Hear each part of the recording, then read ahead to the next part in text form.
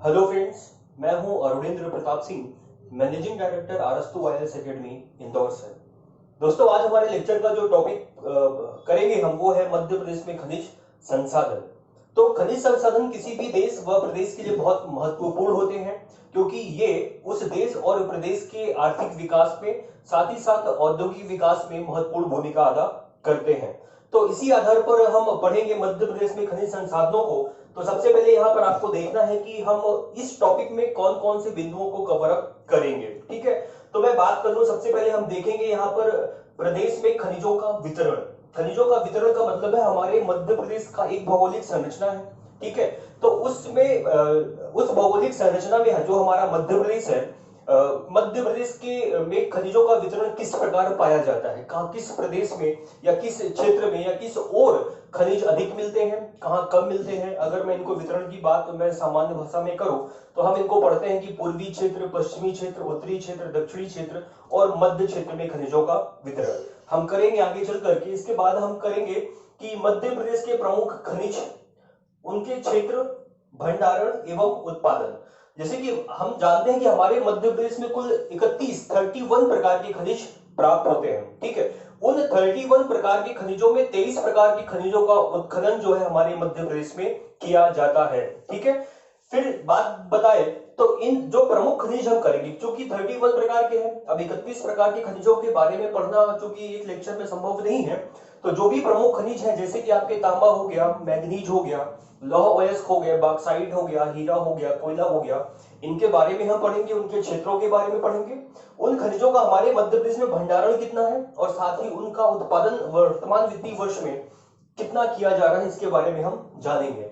इसके बाद करेंगे हम मध्य प्रदेश खनिज विकास निगम। ठीक है, मध्य प्रदेश खनिज विकास निगम जिसकी स्थापना 19 जनवरी 1962 में की गई। ठीक है, इसकी क्या भूमिका है मध्य प्रदेश के खनिज संसाधनों को लेकर के, उनके बारे में हम जानने का प्रयास करेंगे। और लास्ट में आपका मध्य प्रदेश में खनिज नीति। खनिज नीति मध्य प्रदेश के संदर्भ में पहली बार आई 1995 में, 1995 में, और जस्ट उसके 15 साल बाद फिर आपकी खनिज नीति आती है 2010 में।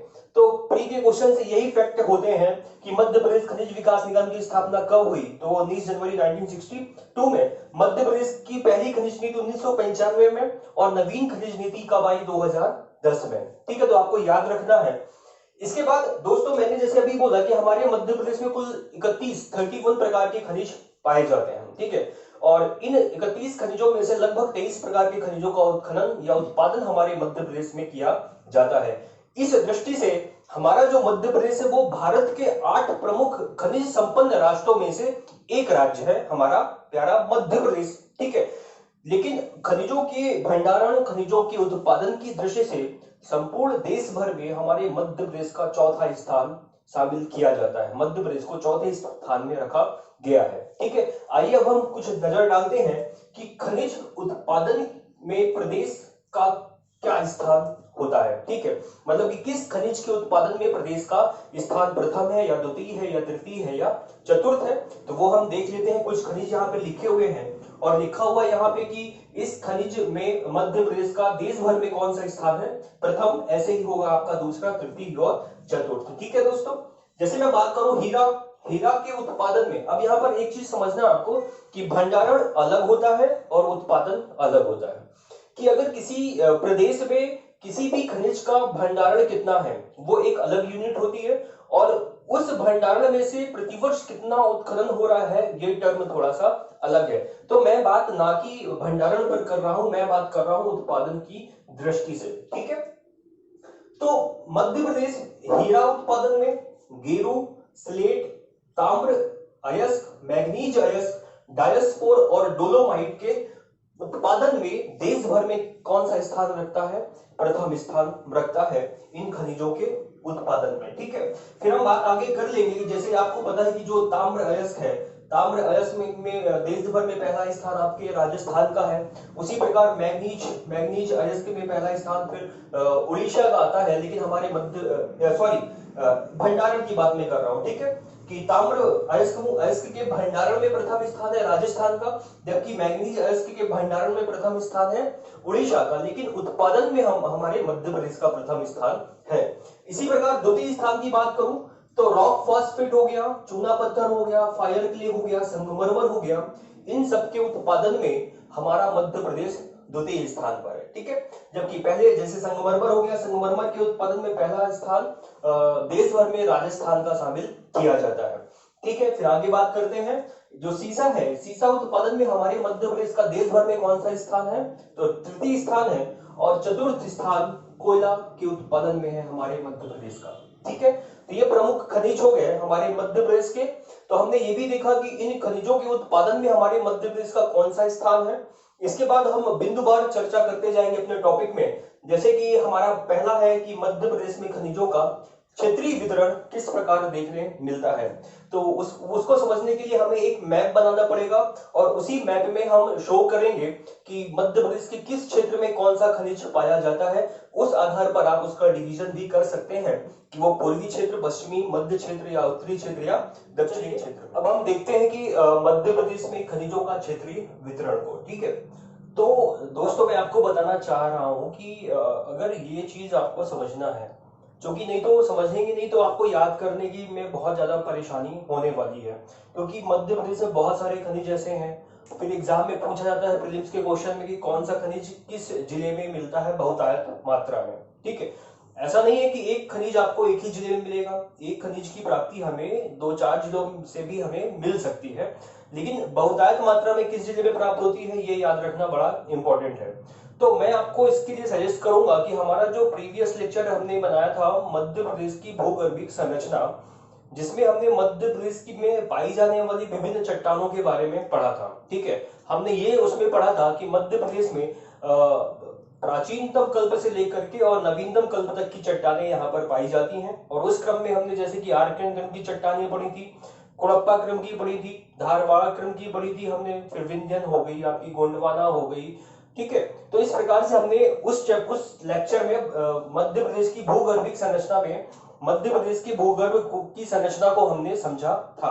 और ये भी हमने जानने का प्रयास किया था कि अगर किसी मध्य प्रदेश के क्षेत्र विशेष में किस प्रकार की चट्टान है, तो अगर वहां पर चट्टान की उसकी आपकी प्रकृति समझ में आ जाएगी तो निश्चित तौर पर आप उस क्षेत्र विशेष में पाए जाने वाले खनिजों के बारे में बड़ी आसानी से आप बता सकते हो। ठीक है, तो एक बार ये आपको मैप देखना है मध्य प्रदेश का जो मैंने बनाया, और किस क्षेत्र में आपको खनिज सर्वाधिक मात्रा में दिख रहे हैं वो भी आपको समझ में आ रहा होगा कि वो मध्य प्रदेश का पूर्वी क्षेत्र है, या कह सकते हो आप उत्तर पूर्वी क्षेत्र है हमारे मध्य प्रदेश का, जहां पर आपको सर्वाधिक मात्रा में खनिज देखने मिल रहे हैं।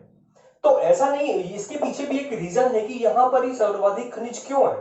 क्योंकि जब आप भूगर्भिक संरचना को देखेंगे, उस लेक्चर को आप पढ़ेंगे, तो आप देखेंगे कि यहाँ पर आर्कियन क्रम की चट्टानें भी हैं, यहाँ पर कुड़प्पा क्रम की चट्टानें भी हैं, यहाँ पर आपको विंध्यन क्रम की चट्टानें भी मिलेंगी, यहाँ पर आपको गोंडवाना क्रम की भी चट्टानें मिलेंगी। तो इन सभी चट्टानों के आधार पर ये सारे खनिज जो है मध्य प्रदेश के पूर्वी या उत्तर पूर्वी क्षेत्र में हमें देखने मिलते हैं। ठीक है, फिर जैसे आप इसके बाद यहाँ पर आप देख पा रहे होंगे कि ये जो बालाघाट छिंदवाड़ा का क्षेत्र है, यहाँ पर भी आपको काफी सारे खनिज देखने मिल रहे हैं। इसका भी रीजन, क्योंकि हमने पढ़ा था कि बालाघाट वाला जो रीजन है बालाघाट छिंदवाड़ा का, यहाँ पर आपको धारवाड़ क्रम की चट्टान देखने मिलती है। ठीक है, अब धारवाड़ क्रम की चट्टान के आधार पर ही आपको ये सारे ताम्र हो गए, तांबा हो गया, मैंगनीज हो गया, डोलोमाइट हो गया, लौह अयस्क हो गए, तो इन सब की प्राप्ति आपको धारवाड़ क्रम की चट्टानों में होती है। ठीक है, साथ में आप ये देखेंगे जो बैतूल का क्षेत्र है, यहाँ पर मैंने कोयला भी लिखा है। तो कोयला क्यों मिलता है? क्योंकि इस क्षेत्र में आपको गोंडवाना क्रम की चट्टान भी देखने मिलेगी। ठीक है, तो निश्चित तौर पर जब आप चट्टानों को समझ लेंगे कि मध्य प्रदेश के किस क्षेत्र में कौन सी चट्टान है, तो उसके आधार पर आप बता पाएंगे कि उस क्षेत्र विशेष में इस प्रकार का खनिज पाया जाएगा। ठीक है, बस आपको अंतर इतना करना है कि किस प्रकार की चट्टानों में धात्विक खनिज मिलते हैं या किस प्रकार की चट्टानों में अधात्विक खनिज पाए जाते हैं। ठीक है, जैसे हमने देखा कि ये जो आपकी धारवाड़ क्रम की चट्टानें हैं, ये धात्विक खनिज यहां से प्राप्त होते हैं, जबकि विंध्यन क्रम की चट्टानों में आपको अधात्विक खनिज देखने मिलते हैं। इसके बाद बात करें हम मध्य प्रदेश का संपूर्ण पश्चिमी क्षेत्र, तो पश्चिमी क्षेत्र देखेंगे कि खनिजों की दृष्टि से ये क्षेत्र अत्यंत पिछड़ा हुआ है। इसकी भी हमने रीजन अगर पूछे कि इसका कारण क्या है, तो इसका भी कारण है दोस्तों। कारण ये है कि आपको पता है कि ये जो संपूर्ण क्षेत्र है, जिसको हम मालवा के पठार के भी नाम से जानते हैं। अब मैं पूछूं कि मालवा के पठार का निर्माण कैसे हुआ, तो हमने पढ़ा था कि मालवा के पठार का निर्माण जो हुआ है वो लावा के फैलाव के फलस्वरूप जो लावा फैला फिर ठंडा होने की जब हुआ तो ठंडा होने के फलस्वरूप चट्टानों का निर्माण हुआ था यहाँ पर। ठीक है, तो निश्चित तौर पर ये जो चित्र है यहाँ पर जो खनिज पदार्थ है वो पिघली हुई अवस्था में है। यहाँ पर आपको पत्थर मिलेंगे, चट्टानें मिलेंगी, लेकिन यहाँ पर किसी भी प्रकार की चट्टानें ऐसी हमें दिखाई नहीं पड़ती है, जिसके आधार पर यहाँ जितने भी खनिज हैं वो पिघली हुई अवस्था में है। ऐसा नहीं कि इस क्षेत्र में खनिज नहीं है, लेकिन उनका चूंकि उत्खनन असंभव है, वो बड़ी जो मुश्किल है, बड़ा महंगा है, इस आधार पर इस मध्य प्रदेश के पश्चिमी क्षेत्रों में खनिजों का उत्खनन नहीं होता, बहुत कम होता है, नगण्य होता है। ठीक है, तो अगर मैं एक क्वेश्चन पूछूं आपसे कि मध्य प्रदेश का कौन सा क्षेत्र है जो खनिजों की दृष्टि से अग्रणी है या खनिजों की दृष्टि से पिछड़ा हुआ है, ऑप्शन मिल जाए पूर्वी क्षेत्र या पश्चिमी क्षेत्र, मध्य क्षेत्र, तो अग्रणी क्षेत्र कौन सा होगा? आप कह सकते हैं पूर्वी क्षेत्र या ऑप्शन में उत्तर पूर्वी क्षेत्र, तो आंसर ये होगा। कौन सा क्षेत्र पिछड़ा हुआ है खनिजों की दृष्टि से? तो मध्य प्रदेश का पश्चिमी क्षेत्र। ठीक है, चलिए, तो इसके लिए आवश्यक है कि आपको सबसे पहले भौगोलिक संरचना का लेक्चर आपको देखना पड़ेगा। जब आप उस लेक्चर को देख लेंगे तो ये खनिजों का वितरण आसानी से आपको समझ में आ जाएगा। अब बात करते हैं कि मध्य प्रदेश में किस किस प्रकार के खनिज किस किस क्षेत्र में प्राप्त होते हैं। ठीक है, तो सबसे पहले मैं उत्तर से शुरू करता हूं कि आपका है ये दतिया जिला। दतिया और शिवपुरी जिले में आपको सीसा, ये खनिज की प्राप्ति होती है, सीसा। ठीक है, इसके बाद ग्वालियर है, ग्वालियर में आपको संगमरमर मिलेगा, लेकिन किस प्रकार का संगमरमर मिलेगा? यहाँ पे रंगीन। ठीक है, यहाँ का जो संगमरमर है वो ग्रीनिश संगमरमर होता है। ठीक है, जबकि जो जबलपुर के भेड़ाघाट में मिलेगा आपको वो कैसा संगमरमर होगा? सफेद संगमरमर। तो अगर कभी क्वेश्चन पूछता है, आपको ध्यान में रखना है कि मध्य प्रदेश में संगमरमर दो प्रकार के मिलते हैं, एक व्हाइट भी मिलता है, व्हाइट मिलता है आपको भेड़ाघाट जबलपुर में, और ग्रीन संगमरमर कहां पे मिलता है आपको? ग्वालियर में। ठीक है, इसके बाद नेक्स्ट आइए, नेक्स्ट में मैंने सबसे पहले लिखा है हीरा। हीरा के बारे में बता दूं मैं आपको बताइए, हीरा के भंडारण और उत्खनन में हमारे मध्य प्रदेश का देश भर में प्रथम स्थान है। ठीक है, तो सबसे पहले हीरा की प्राप्ति हमें कहां कहां से होती है मध्य प्रदेश में? क्यों होती है? क्योंकि यहाँ पर जो है आपकी कुड़प्पा क्रम की चट्टानें पाई जाती हैं। इन्हीं कुड़प्पा क्रम की बिजावर सीरीज में हमें जो है ये हीरा प्राप्त होता है। तो आपका छतरपुर हो गया, पन्ना हो गया और सतना हो गया। तो आपको समझने के लिए, हालांकि थोड़ा सा पास है क्योंकि छोटा है हमारा बोर्ड, तो आप बस अगर ये लाइनों को आप पकड़ लेंगे, जैसे छतरपुर मैंने बनाया, छतरपुर में क्या मिलता है? हीरा मिलता है। इसके बाद पन्ना में भी क्या मिलता है? आपका हीरा मिलता है। फिर ये सतना है, सतना से भी हमें कौन सा क्षेत्र मिलता है? आपको हीरा खनिज की प्राप्ति होती है। ठीक है, मैंने कुछ क्षेत्र बताए कि कहां कहां से, जैसे कि छतरपुर का अंगोर क्षेत्र हो गया, पन्ना का हिनौता हो गया, सतना का मझगावा क्षेत्र हो गया। इन क्षेत्रों से लगभग हमें जो है हीरे की प्राप्ति होती है। ठीक है दोस्तों, जब हीरा हम पढ़ेंगे तो हीरे के बारे में विस्तृत जानकारी इकट्ठा करेंगे वहां पर कि ये जो पूरा क्षेत्र है कुड़प्पा क्रम की चट्टानों से निर्मित है। लगभग यहाँ पे 197 वर्ग किलोमीटर का क्षेत्रफल में हमें उस कुड़प्पा क्रम की चट्टानें प्राप्त होती है और इन्हीं चट्टानों से हमें हीरा प्राप्त होता है। इसके बाद ये हीरा हो गया, फिर गेरू की प्राप्ति कहां से होती है? ठीक है, गेरू जैसे ये एरो बनाया मैंने कि सतना हो गया, आपका रीवा हो गया, कटनी से भी हमें मिलता है। तो जो गेरू खनिज है वो मुख्य रूप से आपको सतना और रीवा में ही देखने मिलेगा। ठीक है, गेरू। इसके बाद बात करें बैराइट की, तो बैराइट की प्राप्ति आपको कहां से होती है?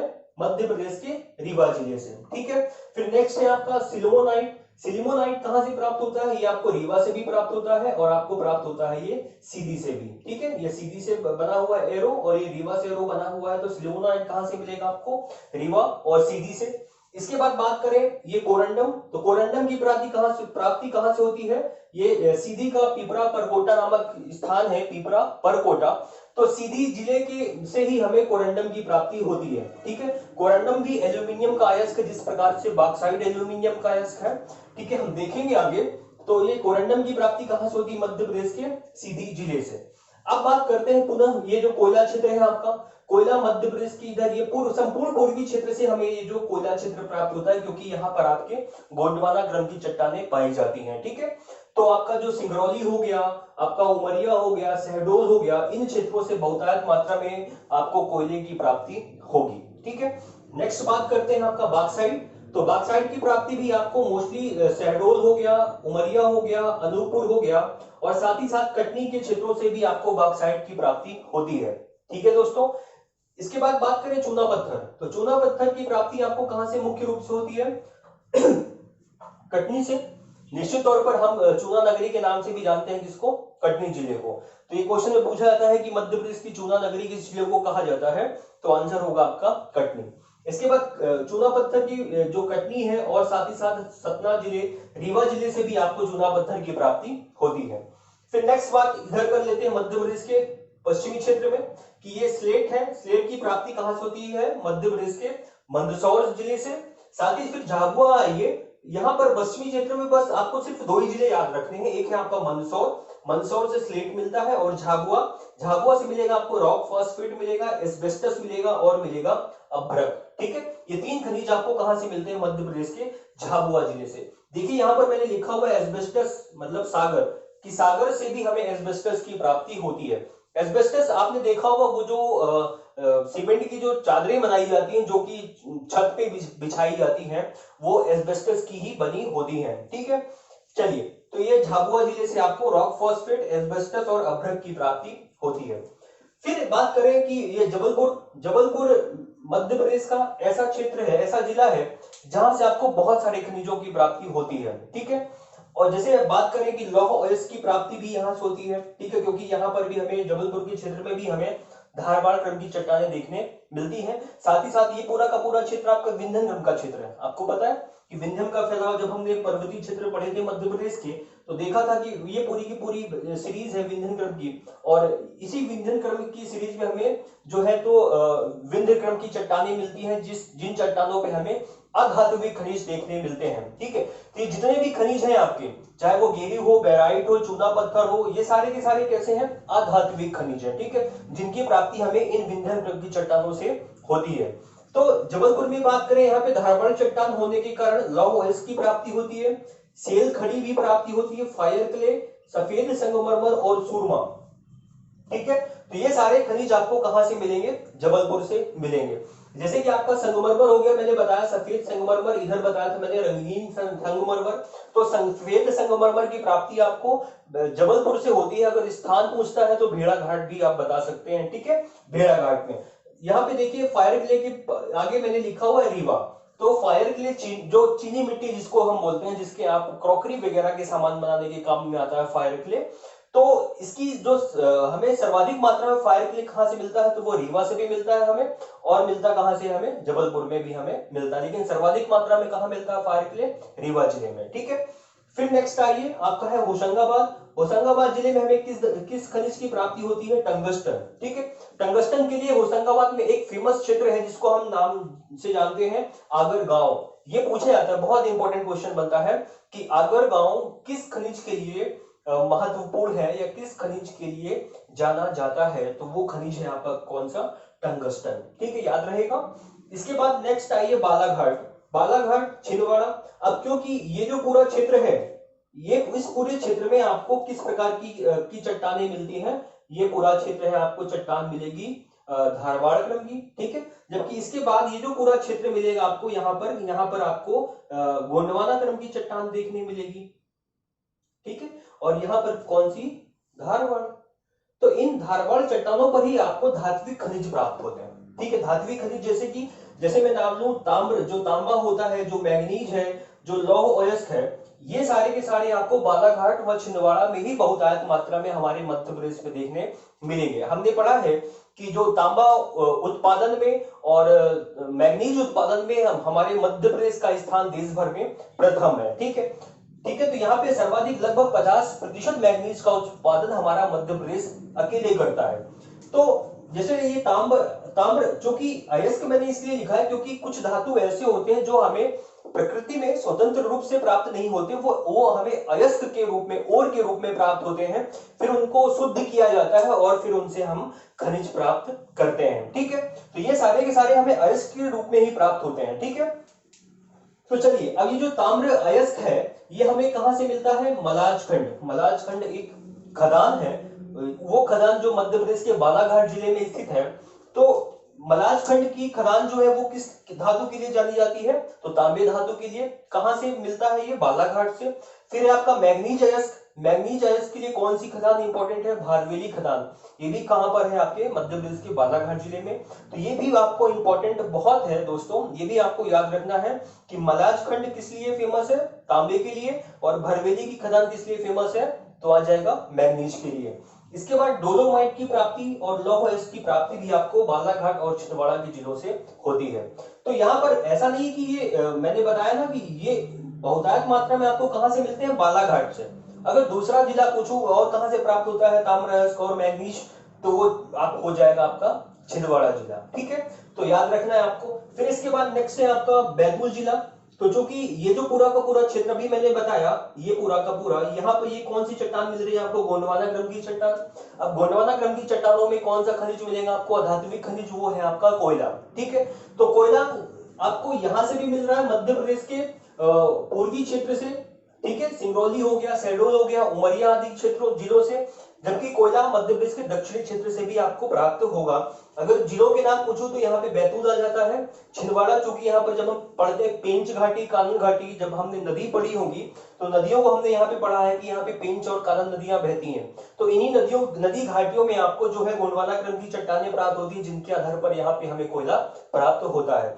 तो दक्षिणी क्षेत्र में अगर मैं बात करूं कि कोयले के दक्षिणी क्षेत्र में कौन कौन से जिले शामिल होते हैं, तो आपका बैतूल हो जाएगा और छिंदवाड़ा हो जाएगा। ठीक है, इसके बाद बैतूल जिले की अगर मैं बात करूं कि बैतूल में और कौन कौन से खनिज मिलते हैं, तो ग्रेफाइट हो गया और टिन सर्वाधिक मात्रा में मध्य प्रदेश के बैतूल जिले में ही प्राप्त होंगे। ठीक है, तो ग्रेफाइट और टिन कहां मिलेंगे आपको? मध्य प्रदेश के बैतूल जिले में। तो इस प्रकार से लगभग लगभग ये सारे खनिज हमने कवर कर लिए हैं। अब आपको याद बस रखना है कि इनके प्रमुख क्षेत्र कौन कौन से हैं और कौन सा खनिज कहां से मिलता है। तो दोस्तों अब एक बात मुझे आप ये बताएं कि जैसे मान लीजिए आपको पता है कि गोंडवाना क्रम की जो चट्टानें हैं वो मध्य प्रदेश के इधर पूर्वी क्षेत्र में मिलती हैं और कहां मिलती हैं? दक्षिण में मिलती हैं। अब आपको ये भी पता है कि गोंडवाना क्रम की चट्टानों में कोयला मिलता है। तो निश्चित तौर पर आपका दिमाग जब कभी क्वेश्चन बनता है अगर प्री में, तो हमेशा आप अगर ये क्षेत्र पता है कि यहाँ पे गोंडवाना क्रम की है, यहाँ पे गोंडवाना क्रम की है, तो फिर इस पूरे मैप में और कहीं देखने की जरूरत आपको पड़ेगी ही नहीं। ठीक है, आपको पता है कि जो हीरा है वो किस क्रम की? कुड़प्पा क्रम की चट्टान में मिलता है। आपको पता है कि कुड़प्पा क्रम की चट्टानें सिर्फ यहीं मिलती हैं, तो फिर इधर देखने की जरूरत ही नहीं है। इस तरफ के जितने भी जिले अगर पूछता है ऑप्शन में, तो वो सारे के सारे गलत ही होंगे निश्चित तौर पर। ठीक है, तो सारे के सारे आपको ये जो खनिज हैं इनको बड़े अच्छे ढंग से एक दो बार भी अगर आपने मैप में बना लिया, वो गर्भिक संरचना का साथ में आपने लेक्चर भी देख लिया, तो निश्चित तौर पर आपको ये जो है मध्य प्रदेश के प्रमुख खनिज वो आपको समझ में आ जाएंगे किस क्षेत्र में कौन सा खनिज पाया जाता है। चलिए, तो खनिजों का क्षेत्रीय वितरण ये खत्म होता है। अब मैं बात करता हूं कि मध्य प्रदेश के जो प्रमुख खनिज है, जो कि हम इन सारे खनिजों के बारे में बात तो कर नहीं सकते हैं। जो प्रमुख खनिज हैं, जैसे कि आपका हीरा हो गया, आपका हो गया कोयला हो गया, ठीक है, आपका तांबा हो गया, मैग्नीज हो गया। इसके बाद बात कर सकते हैं हम आपके बॉक्साइट के बारे में। तो ये जो प्रमुख खनिज है, ठीक है, जो कि मध्य प्रदेश में बहुतायत मात्रा में है भी और उनका उत्खनन भी होता है, इनके बारे में हम क्वेश्चन, जो कि मेंस में जब क्वेश्चन क्रिएट होता है तो यही पूछा जाता है कि मध्य प्रदेश हीरा उत्पादन में अग्रणी राज्य है, समझाइए। या ताम्र अयस्क में अग्रणी है, समझाइए। या मध्य प्रदेश में तांबे की खनिज के भंडारण को बताइए। ठीक है, तो निश्चित तौर पर मेंस में भी क्वेश्चन, अब चूंकि फॉर्मेट ऐसा हो गया है कि 50 शब्द में आपको आंसर लिखना है 5 मार्कर, तो साथ में हम चर्चा भी कर लेंगे कि अगर खनिज से संबंधित कोई क्वेश्चन आपसे पूछा जाता है मेंस में, तो उसको किस फॉर्मेट में आपको लिखना है।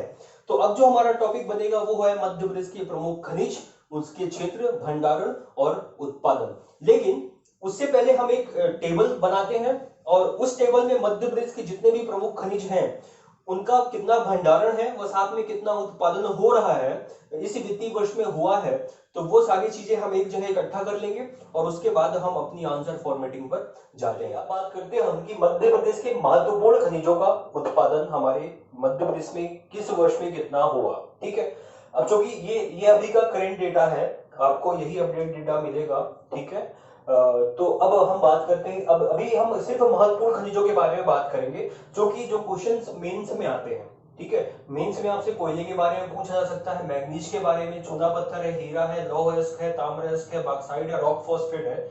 बस अगर क्वेश्चन बनते भी हैं मेंस में तो आपको इन्हीं खनिजों से बनेंगे। ठीक है, तो ये टेबल मैंने अभी जो बनाया है ये महत्वपूर्ण खनिजों का उत्पादन बनाया है कि हमारे मध्य प्रदेश में वित्तीय वर्ष 16-17 में कितना हुआ और 17-18 में कितना हुआ, और साथ में गत वर्ष की तुलना में 17-18 में खनिजों के उत्पादन में वृद्धि हुई है या कमी हुई है, ये पूरा मैंने यहाँ पर लिख दिया है। ठीक है, अब इसके बाद चूंकि अभी चर्चा हम इसकी करेंगे, लेकिन मैं आपको अभी बता देता हूं कि जब ये चैप्टर करेंगे इसके बाद मैं आपको इन्हीं महत्वपूर्ण खनिजों का भंडारण हमारे मध्य प्रदेश में कितना है ये बताऊंगा, और साथ में किस प्रकार अगर क्वेश्चन बनते हैं मेंस के लिए तो उन क्वेश्चनों का फॉर्मेट कैसा होगा और आप उन क्वेश्चनों में कौन कौन से तथ्यों को लिखेंगे जिससे कि आपका आंसर ज्यादा प्रभावी होगा अन्यों की तुलना में। ठीक है, तो सबसे पहले देखिए मैं बात करता हूं कोयले की। ठीक है, कोयले का जो उत्पादन हुआ है हमारे मध्य प्रदेश में वो 16-17 में कितना हुआ है, 1050.13 लाख टन।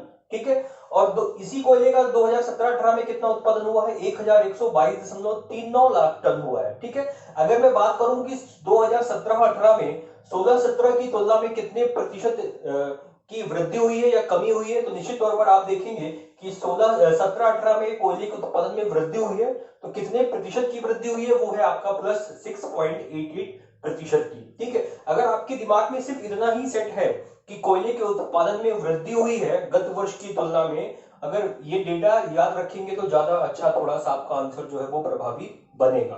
फिर नेक्स्ट बात करें मैग्नीज। मैग्नीज के अयस्क के का कितना उत्पादन हुआ 16-17 में, तो वो मिलेगा आपको 6.50 लाख टन, और जबकि 17-18 में कितना उत्पादन हुआ है 8.31 लाख टन। ठीक है, तो वृद्धि हुई है, यहाँ पर भी निश्चित तौर पर कितनी वृद्धि मिलती है हमें, 27.85% की। ठीक है, फिर नेक्स्ट बात करते हैं चूना पत्थर हो गया आपका।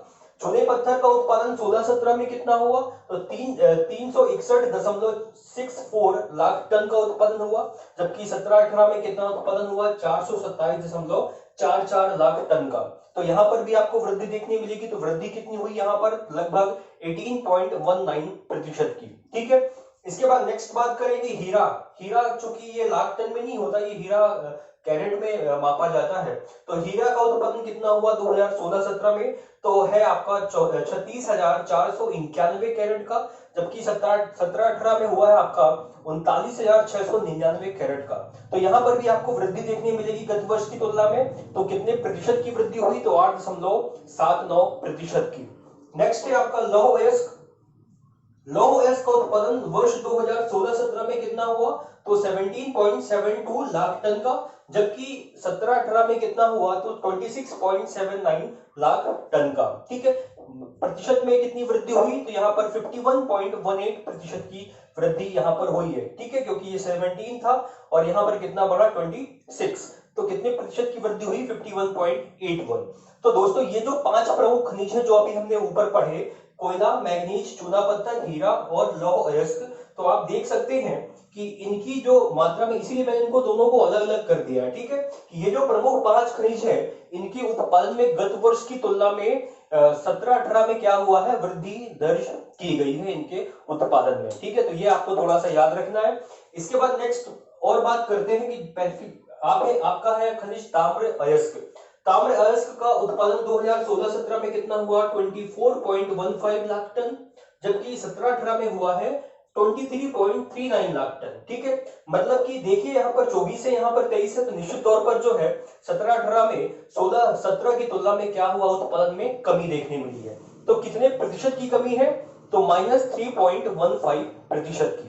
नेक्स्ट बात करें बॉक्साइट की, तो बॉक्साइट का उत्पादन 16-17 में 6.76 लाख टन हुआ, जबकि 17-18 में हुआ 5.81 लाख टन, तो यहाँ पर भी कमी देखने मिली। तो कितने प्रतिशत की कमी है, वो है आपका -14.05% की। ठीक है, फिर नेक्स्ट है आपका रॉक फॉस्फेट। रॉक फॉस्फेट का उत्पादन 1.49 लाख टन हुआ 16-17 में, और 17-18 में होता है 1.13 लाख टन, यहाँ पर भी कमी मिली।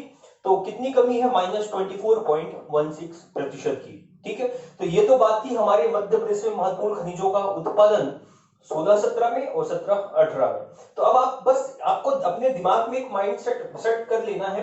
अब क्योंकि जितने भी खनिजों के बारे में अभी हमने पीछे पीछे देखा, तो उन खनिजों को याद तो रखना है जरूर, वो प्रीलिम्स के लिए, लेकिन मेंस के लिए ये प्रमुख खनिज है, क्योंकि क्वेश्चन जो अराइज होते हैं वो इन्हीं प्रमुख खनिजों पर आधारित होते हैं। तो हमें तो ये सबको पता है, जितने भी लोग हम तैयारी करने आते हैं यहाँ पर, सबको पता है कि कोयला कहाँ मिलता है, किन किन क्षेत्रों में मिलता है। लेकिन जो सबसे अलग करने वाली बात होती है आपके आंसर में, वो है ये आंकड़े, ये तथ्य। अगर ये अपडेट है आपके आंसर में, तो निश्चित तौर पर अन्यों की तुलना में आपका आंसर ज्यादा प्रभावी होगा, तो निश्चित तौर पर आपको जो है नंबर भी ज्यादा मिलेंगे। ठीक है, तो ज्यादा मेहनत नहीं करनी है आपको। यहाँ पर सारी चीजें मैंने आपको अलग अलग करके बता दी हैं। ये 5 जो खनिज हैं, इनमें वृद्धि हुई है गत वर्ष की तुलना में, जबकि ये जो 3 खनिज है, ताम्र, अयस्क, बॉक्साइट और रॉक फॉस्फेट, इनके उत्पादन में गत वर्ष की तुलना में क्या देखने मिली है, आपको कमी देखने मिली है। तो ये आंकड़े आपको याद रखने हैं। इसके बाद हम अभी देखते हैं कि ये जो प्रमुख खनिज अभी हमने पढ़े, इनका भंडारण कितना है हमारे मध्य प्रदेश में, और साथ ही क्वेश्चन जो पूछा जाएगा उसका फॉर्मेट करते हैं हम मध्य प्रदेश के महत्वपूर्ण खनिजों के भंडारण के बारे में। ठीक है, अभी हमने बात की थी उत्पादन के बारे में, अब देख लेते हैं ये जो महत्वपूर्ण खनिज है, इनका हमारे मध्य प्रदेश में भंडारण कितनी मात्रा में मिलता है। तो सबसे पहले देखिए, यहाँ पर है आपका कोयला खनिज। कोयले का भंडारण कितना, यहाँ पर मैंने ये जो है एमटी का मतलब है मीट्रिक टन। ठीक है, तो कोयले का कुल हमारे मध्य प्रदेश में भंडारण मिलता है लगभग 27,673 मीट्रिक टन। ठीक है, इसके बाद है आपका चूना पत्थर। चूने पत्थर का जो मात्रा है हमारे मध्य प्रदेश में, जो भंडारण है, वो है आपका 9,341.53 मीट्रिक टन। इसके बाद है आपका ताम्र अयस्क। ताम्र अयस्क का कितना भंडारण हमारे मध्य प्रदेश में, तो 283.42 मीट्रिक टन। इसके बाद है रॉक फॉस्फेट, ये है आपका 58.05 एमटी। इसके बाद है मैग्नीज अयस्क, ये है आपका 57.71 मीट्रिक टन। और इसके बाद लास्ट है आपका हीरा। हीरे का है आपका 28.70 मीट्रिक कैरेट। ठीक है, एम कैरेट। तो ये आपको थोड़ा सा डेटा याद रखना है कि हमारे मध्य प्रदेश में प्रमुख खनिजों का भंडारण कितना है। अभी मैं बात कह क्यों रहा हूं, क्योंकि ये आवश्यक क्यों है आपके लिए कि आप खनिजों के भंडारण को याद रखें, या विगत वर्ष में उन खनिजों का उत्पादन कितना किया गया, उत्खनन कितना किया गया हमारे मध्य प्रदेश में। जैसे जैसे मान लीजिए कि आपके मेंस में एक क्वेश्चन बनता है कि किसी भी खनिज के बारे में, कि हीरा मध्य प्रदेश का एक महत्वपूर्ण खनिज है, या हीरा उत्पादन में मध्य प्रदेश अग्रणी राज्य है, समझाइए। तो निश्चित तौर पर अगर किसी खनिज विशेष के बारे में आता है, तो पहले तो आपको क्वेश्चन की प्रकृति को समझना है कि वो क्वेश्चन में पूछना क्या चाह रहा है। ठीक है, तो क्वेश्चन की वो क्षेत्र विशेष भी पूछ सकता है कि तांबे के क्षेत्रों का वर्णन करिए, या मध्य प्रदेश में तांबा एक प्रमुख खनिज है, इसका क्षेत्रीय विवरण बताइए। तो आपको बताना पड़ेगा सिर्फ क्षेत्रों के बारे में। अगर सिर्फ पूछ रहा है कि मध्य प्रदेश में खनिज, मध्य प्रदेश में मैग्नीज अयस्क का वर्णन करें, ताम्र अयस्क का वर्णन करें, तो आपको एक फॉर्मेट क्या होना चाहिए आपके आंसर का। तो सबसे पहले मान लीजिए कोई भी खनिज है, सभी खनिजों के बारे में आपको आंसर चूंकि अब ऐसे ही लिखना है। अब चूंकि 2019 मेंस जो होगा उसमें, ठीक है, वर्ड लिमिट अभी हमारे पास 100 शब्द है, तो आप थोड़ा सा डिटेलिंग कर सकते हैं। लेकिन 2020 के बाद से जो मुख्य परीक्षाएं आयोजित होंगी, उनमें 5 मार्कर का जो क्वेश्चन है, उसकी जो वर्ड लिमिट है वो 50 शब्द है। तो 50 शब्द में आप सारी चीजों को नहीं लिख पाएंगे। तो अगर सारी चीजों को डालना भी है आपको, तो आपको बस सिर्फ एक फॉर्मेट बनाना है। पहले तो 2 लाइन लिख देना है कि मध्य प्रदेश अनेक प्राकृतिक संसाधनों से भरपूर है, जिनमें हमारा खनिज संसाधन उनमें से एक है, और इनमें जो तांबा है, जो कोयला है, जो हीरा है, जो मैग्नीज है, वो एक महत्वपूर्ण खनिज है। ठीक है, फिर इसके बाद आपको एक फॉर्मेट बनाना है कि सबसे पहले आप क्या बताएंगे, उस खनिज का पर्टिकुलर प्रकार क्या है। प्रकार में क्या, कि वह धातु है या अधातु है। जैसे मैं बात करूं कोयला की, या मैं बात करूं हीरा की, तो आपको पता है कि हीरा या कोयला किस में काउंट किए जाते हैं, अधातु में। या मैं बात करूं मैग्नीज की, या मैं बात करूं तांबे की, तो आपको पता है कि वो धातु है। ठीक है, तो सबसे पहले आपको अगर किसी भी खनिज के बारे में पूछा है, तो आप उसे धातु और अधातु में अलग करेंगे। ठीक है, फिर उसकी प्राप्ति प्राप्ति में मैंने लिखा है, सबसे पहले आप बताएंगे चट्टान, फिर बताएंगे आप उसके क्षेत्र या जिले। तो जैसे मान लीजिए कि मैं बात करूं कि जो हीरा है, वो हीरा किस प्रकार की चट्टान में मिलता है, तो हीरा आपको पता है कि वो कुड़प्पा क्रम की चट्टानों में मिलता है या कुड़प्पा क्रम की बिजावर सीरीज की चट्टानों में मिलता है। ठीक है, यहाँ मैं बात करूं कि आपका जो तांबा है, जो आपका मैग्नीज है, वो आपको पता है कि वो आग्नेय क्रम की चट्टानों में, या मैं बात करूं तो आपकी धारवाड़ क्रम की चट्टानों में आपको मैग्नीज या तांबा प्राप्त होता है। तो आपको इस तो चट्टान बतानी पड़ेगी सबसे प्रारंभ में। ठीक है, इसके बाद उसके जिले बता दो आप कि वो जो खनिज है पर्टिकुलर, वो हमें मध्य प्रदेश के किन किन जिलों से प्राप्त होता है। इसके बाद उस पर्टिकुलर खनिज की विशेषताओं का भी वर्णन करना है आपको। ठीक है, कि वह विद्युत ऊष्मा का कुचालक है या सुचालक है। जैसे हमने तांबे की बात करी कि वह विद्युत और ऊष्मा का क्या होता है, सुचालक होता है, मतलब अच्छा कंडक्शन होता है उसमें। ये विशेषता हो गई उसकी। जो हीरा है आपका वो बड़ा कठोर और चमकीला धात्विक खनिज है आपका। ठीक है, फिर इसके बाद भंडारण और उत्पादन की मैं बात करूं तो हमारे मध्य प्रदेश में, अभी जो हमने टेबल में पढ़ा था इससे पहले, कि हमारे मध्य प्रदेश में, यहाँ से आप भंडारण को देख सकते हैं कि हमारे मध्य प्रदेश में कुल पर्टिकुलर खनिज का कितना भंडारण है। और उत्पादन की भी बात हमने कर ली थी कि वर्तमान वित्तीय वर्ष में हमारे मध्य प्रदेश में इस खनिज का उत्पादन कितना हुआ है। तो वो आपके फैक्ट हो जाएंगे। ठीक है, इसके बाद उस खनिज का क्या बताना है आपको, उपयोग बता देना है। ठीक है, कि वो किस क्षेत्र में उसका उपयोग वर्तमान समय में हो रहा है। तो इस प्रकार से एक फॉर्मेट बन जाएगा, और इसी फॉर्मेट में अगर आप लिखते हैं अपने उत्तर को, वो थोड़ा सा व्यवस्थित दिखेगा। ठीक है, तो एक बार उसका प्रकार, धातु व धातु किस प्रकार की चट्टान में मिलता है, उसके जिले बताना है, उसकी विशेषता बता देना है, उसके भंडारण व उत्पादन कितना हो रहा है वर्तमान समय में, और उसका उपयोग बता देना है। जैसे एक एग्जाम्पल में बात करूं हीरे की। चलिए अब बात करते हैं। जैसे मान लीजिए कि पूछता है आपसे मेंस की परीक्षा में हीरे खनिज के बारे में। ठीक है, कि मध्य प्रदेश हीरा में, हीरा उत्खनन में या हीरा भंडारण में अग्रणी राज्य है, समझाइए। तो निश्चित तौर पर आपको चीजें तो फॉर्मेट जो है वो यही रखना है, तो आप उसमें बताएंगे क्या क्या। तो जैसे मान लीजिए कि सबसे पहले आपने थोड़ा सा ये मध्य प्रदेश का छोटा सा मैप बना दिया, और उसी छोटे से मैप में आपने वो क्षेत्र दर्शा दिए जो हमें यहाँ पर बताने हैं। ठीक है, तो सबसे पहले जैसे कि आपको पता है कि इस क्षेत्र में आपको कौन सी चट्टानें मिलती हैं, तो आपने बताया, आपको पता है कि वो कुड़प्पा क्रम की बिजावर सीरीज की चट्टानों में हमें हीरा प्राप्त होता है। तो चलिए अब देखते हैं अपने आंसर का फॉर्मेट किस प्रकार से बनेगा। तो सबसे पहले हमें बताना है क्या, हीरे का प्रकार, वो धातु है या धातु। तो आपने बताया कि हीरा एक कठोर, चमकीला व अधात्विक खनिज है। ठीक है, जो हमें फिर दूसरे नंबर पे क्या बताना है, प्राप्ति, चट्टान और जिलों के बारे में। तो बताएंगे आप कि जो हमें कुड़प्पा क्रम की बिजावर सीरीज की चट्टानों से प्राप्त होता है। ठीक है, फिर नेक्स्ट बताना है आपको जिले।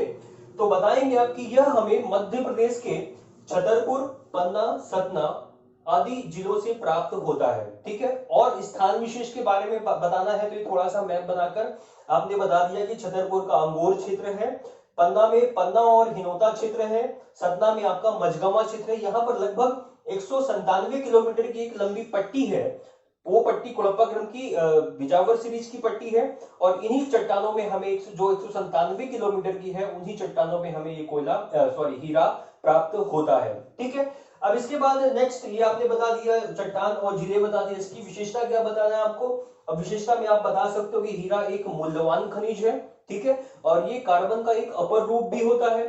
साथ में आपने बताया कि मध्य प्रदेश में ये जो हीरे का उत्खनन है वो कौन करता है, एनएमडीसी करती है। एनएमडीसी मतलब नेशनल मिनरल डेवलपमेंट कॉर्पोरेशन करती है। ठीक है, इसके अलावा हीरे की जो हीरा है वो हमारे मध्य प्रदेश में पन्ना जिले में एक नदी बहती है, वो नदी का नाम है भोगल नदी। ठीक है, उस भोगल नदी के द्वारा बनाए गए ढेर में एक स्थान है जिसका नाम है रामखेरिया।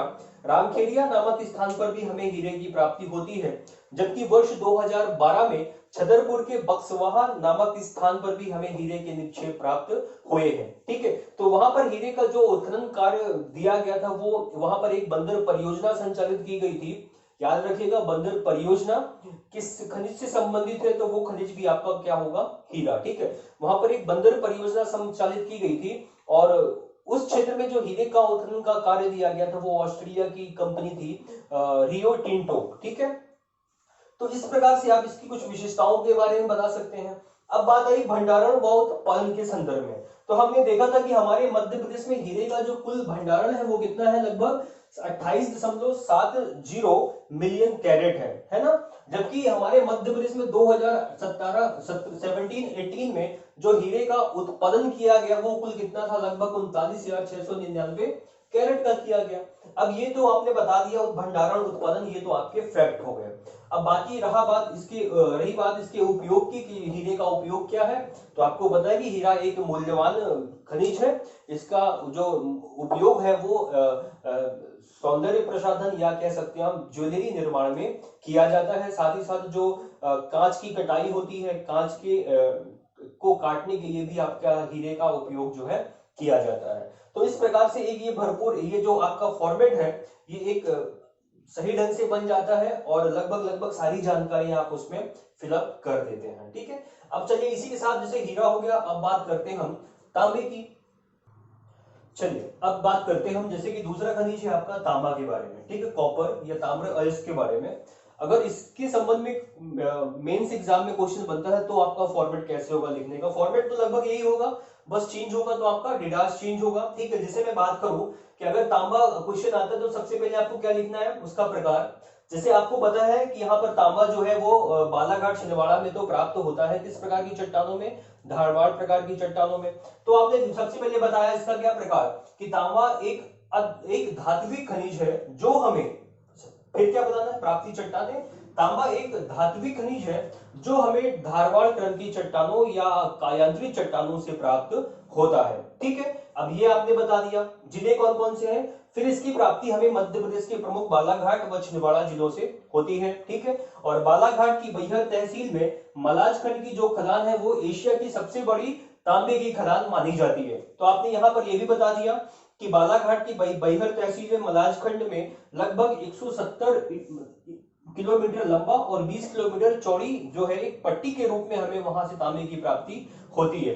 ठीक है, तो ये प्रमुख खदान भी आपको याद रखना है, मलाज खंड। ठीक है, ये एशिया की सबसे बड़ी तांबे की खुले मुंह की खदान मानी जाती है। ठीक है, ये आपने बता दिया कि चट्टाने और जिले, इसकी विशेषता क्या है। विशेषता में हम बात करेंगे कि जो तांबा है वो ब्रोमाइड का अयस्क होता है। इसकी विशेषता क्या है कि यह बहुत मुलायम होता है और विद्युत और उष्मा का सुचालक होता है। ठीक है, ये आपने इसकी विशेषताओं का भी वर्णन यहाँ पर कर दिया। इसके बाद भंडारण और उत्पादन के बारे में, तो भंडारण मैंने यहाँ पे जैसे हमने अभी बताया लिखा था कि इसका जो भंडारण है तांबे का हमारे मध्य प्रदेश में वो कुल 283.42 मिलियन टन है। जबकि वर्ष 2017-18 में तांबे का जो उत्पादन हुआ है हमारे मध्य प्रदेश में वो 23.39 मीट्रिक टन हुआ है। हमने ये भी देखा था कि तांबे के उत्पादन में विगत वर्ष की तुलना में कमी भी देखने मिली थी। ठीक है, अब ये आपने भंडारण उत्पादन भी बता दिया, इसका उपयोग क्या है। अब उपयोग जैसे आपको पता है कि वे विद्युत व उष्मा का जो है सुचालक है,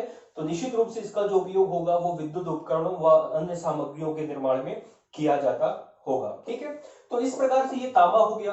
तो मेरे कहने का मतलब है वो कोई भी खनिज आए, अगर आपको ये सारे फॉर्मेट्स बने रखे हैं आपके पास, आपके दिमाग में है, तो निश्चित तौर पर आपका जो आंसर होगा वो दूसरों से अलग होगा। तो जब कभी भी अगर 50 मार्कर में क्वेश्चन आएगा तो बस ये फॉर्मेट लिखना है और इस फॉर्मेट में ही आपको इनके नीचे जो है थोड़ा थोड़ा एक दो उनके उपयोग या उसकी विशेषताओं का वर्णन कर देना है फैक्ट के रूप में। बस यही आपका आंसर होगा। अगर थोड़ा सा छोटा सा डायग्राम बनाकर उन क्षेत्र को भी वहां पर आपको बता देना है। तो इस प्रकार से कोई भी खनिज आए, किसी भी खनिज के बारे में पूछा जाए तो आप इसी फॉर्मेट का प्रयोग करें।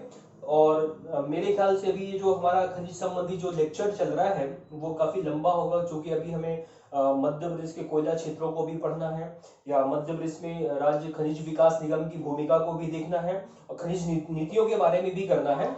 तो चूंकि मैं सोच रहा था कि जो ये कोयला जो खनिज है हमारे मध्य प्रदेश में, वो एक ऐसा क्वेश्चन बनता है जो 15 मार्कर भी हो सकता है, या 2020 की मुख्य परीक्षा के अनुसार 11 मार्कर का 200 वर्ड में, या एक 5 मार्कर में या 6 मार्कर में भी पूछा जा सकता है। तो हमें दोनों रूपों में जो है उसे देखना पड़ेगा, उसके फॉर्मेट्स को समझना पड़ेगा, क्योंकि वो एक महत्वपूर्ण खनिज है जिसका भंडारण हमारे मध्य प्रदेश में भी सर्वाधिक होता है और उसका उत्पादन भी सर्वाधिक है हमारे मध्य प्रदेश में। तो आज का जो हमारा ये लेक्चर है आज इसको यहीं पे समाप्त करते हैं। अब खनिज संबंधी जो दूसरा लेक्चर होगा उसमें हम मध्य प्रदेश के कोयला क्षेत्रों को पढ़ेंगे, साथ ही मध्य प्रदेश में खनिज विकास निगम की भूमिका और नवीन खनिज नीति के बारे में हम वहां पर चर्चा करेंगे। ठीक है दोस्तों, तो मुझे उम्मीद है कि ये जो लेक्चर है वो आपको अच्छा लगा होगा।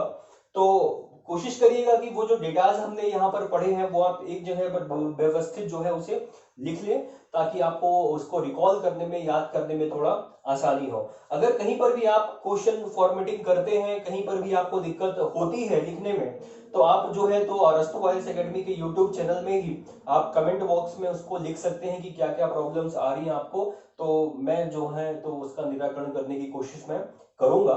तो दोस्तों, जैसा कि आपको पता है कि वर्तमान समय में ये जो कोरोना महामारी है इसके केस जो है लगातार बढ़ रहे हैं। तो कहीं पर भी आप जो है तो ये मत समझिए कि मुझे नहीं हो सकता, तो घर पर ही रहें, आप सुरक्षित रहें। और मेरी कोशिश यही है कि मैं आप तक घर बैठे ही मैं आपको ये सारी जानकारी उपलब्ध करवाता रहूं, ताकि आपको कभी भी ये ना लगे कि आप क्लास को या एकेडमी को मिस कर रहे हैं। तो घर पर रहें, सुरक्षित रहें। जय हिंद, जय भारत। Thank you.